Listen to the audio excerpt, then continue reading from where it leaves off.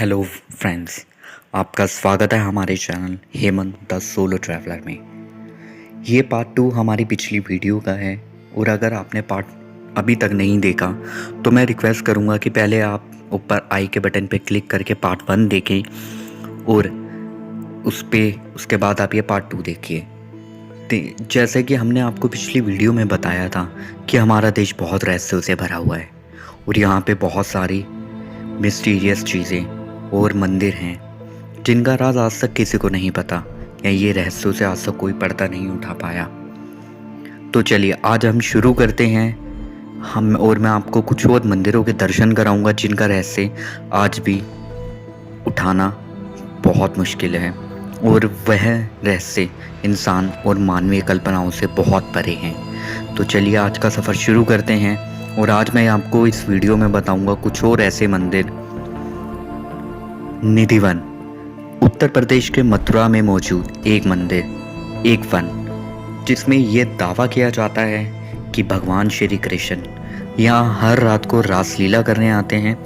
वैसे तो इस वन में हरे भरे जंगल और पेड़ पौधों के अलावा कुछ भी नहीं है, बट कहा जाता है कि यहाँ के जो पेड़ पौधे हैं, जंगल हैं, ये रात होते ही गोपियों का रूप ले लेते हैं और यहाँ पे रासलीला होती है।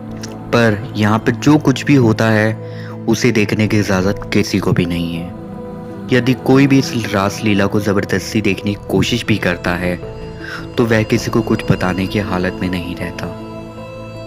या तो वह पागल हो जाता है या फिर उसकी मौत हो जाती है। एक बार एक कृष्ण भक्त ने प्रभु की रासलीला देखने का निश्चय किया और शाम होते ही वह पेड़ों में जाके छुप गया। फिर अगले दिन उसके साथ जो कुछ भी सुबह हुआ उसको देख के सबके होश उड़ गए। पर उस रात उसके साथ क्या हुआ था ये किसी को नहीं पता।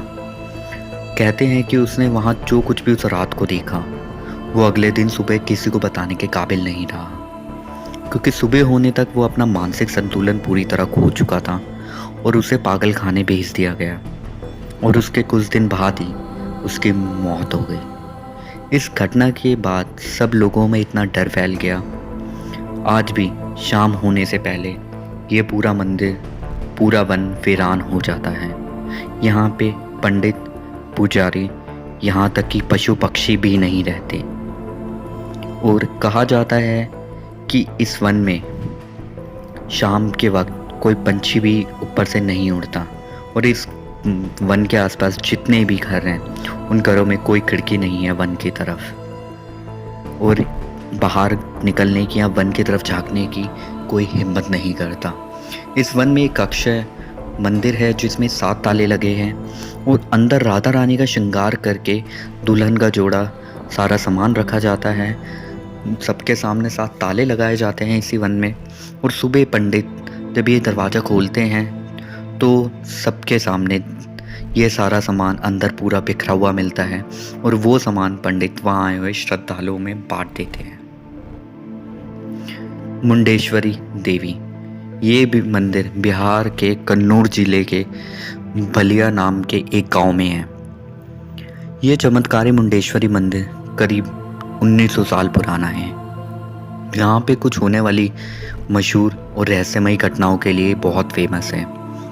दरअसल इस मंदिर में पशु बलि की परंपरा है और श्रद्धालु माता को प्रसन्न करने के लिए बकरों की बलि देते हैं। पर हैरान करने वाली बात यह है कि इस मंदिर में बलि देने के लिए ना ही खून की और ना ही किसी हथियार की इस्तेमाल किया जाता है, क्योंकि बलि देने के लिए यहाँ पे इस्तेमाल करा जाता है कुछ चावल और कुछ फूल की पत्तियाँ।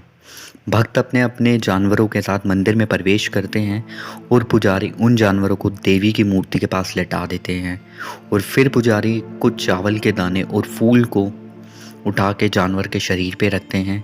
इसके कुछ समय बाद जानवर बिल्कुल अचेत अवस्था में चला जाता है और वो कोई हरकत नहीं करता, जबकि ऐसा देखा जाता है कि जानवर को अगर ऐसा लेटाया जाता है या फिर उसके ऊपर कुछ रखा जाता तो बेचैन हो जाता और छटपटाने लगता है, इधर उधर भागने लगता है। लेकिन यहाँ ऐसा कुछ भी नहीं होता, बल्कि जानवर जो का तो ही स्थिर अवस्था में रहता है। पर कुछ समय बाद पुजारी फिर मूर्ति के पास से अक्षत उठाता है और उस मृत अवस्था में पड़े हुए जानवर पर डालता है। उसके कुछ क्षण बाद वो जानवर फिर से जीवित हो उठता है और उसे चमत्कार देखने वालों की आंखें फटी की फटी रह जाती हैं। इस घटना को कई सारे एक्सपर्ट्स और डॉक्टर ने भी देखा है, लेकिन कोई भी आज तक इस घटना का साइंटिफिक रीज़न या साइंटिफिक प्रमाण नहीं दे पाया। सबका कहना है कि यहाँ पर कोई देवी वास करती है जिनकी शक्तियों से ये सब होता है। तो दोस्तों, ये था हमारा आज का एपिसोड। तो आपको कैसा लगा हमें कमेंट करके ज़रूर बताइएगा, और इस वीडियो को लाइक करना बिल्कुल ना भूलें। आप अपने दोस्तों के साथ इस वीडियो को शेयर करें और अपने channel Hemant the solo traveller को सब्सक्राइब करें और बेल आइकन ज़रूर दबाएं। मैं मिलता हूँ आपके साथ इस सीरीज़ के नए एपिसोड के साथ।